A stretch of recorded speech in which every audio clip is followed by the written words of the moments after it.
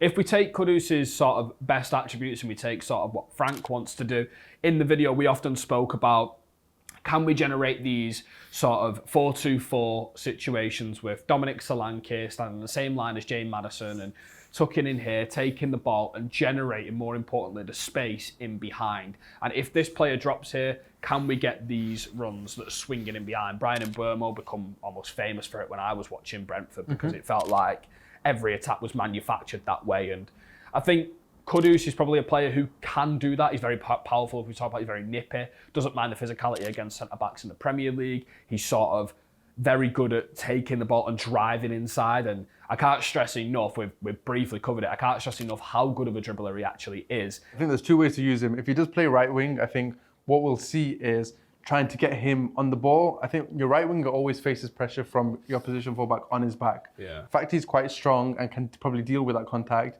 means he can transform into a different kind of player.